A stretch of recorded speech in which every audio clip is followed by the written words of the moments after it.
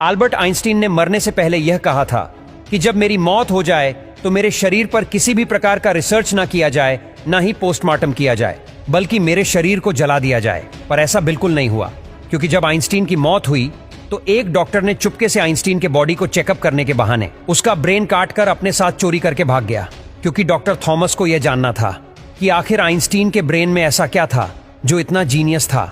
Einstein का brain किसी आम इंसान की तरह नहीं था, बल्कि इसके ब्रेन में इतनी ताकत थी कि जो 1000 आदमी मिलकर एक सवाल को सोल्व नहीं कर सकता था, वह आइंस्टीन अकेले ही कर देता था।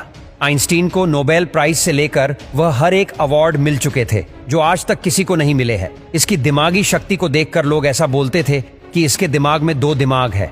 आइंस्टीन को जब लगा कि वह मरने वाला है तो उसने अपने बेटे को अपने पास बुलाया और उससे कहा कि बेटा, मैं तो मर जाऊंगा, लेकिन मेरे मरने के बाद मेरे शरीर को पोस्टमार्टम मत करना और ना ही इस पर रिसर्च करना। पर आइंस्टीन की यह बात सच नहीं निकली, क्योंकि जब आइंस्टीन हॉस्पिटल में मरा तो उसी अस्पताल में एक थॉमस नाम का डॉक्टर रहता था। उसने चुपके से आइंस्टीन की बॉडी को लैब में ले जाकर उसके ब्रेन को काट कर अपने साथ लेकर भाग गया और वह अमेरिका के शहर फिलाडेल्फिया में जाकर छुप गया। डॉक्टर थॉमस ने उस जगह पर आइंस्टीन के ब्रेन के 240 टुकड़े कर दिए और उसे बोतल में बंद करके अपने घर में छुपा लिया।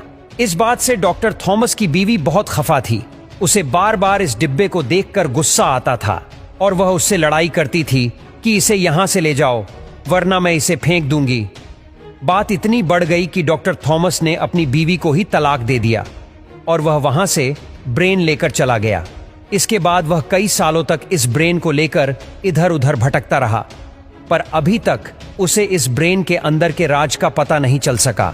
अब थॉमस के पास इतने पैसे नहीं थे कि वह इस ब्रेन को लेकर और घूम सके। बाद में डॉक्टर थॉमस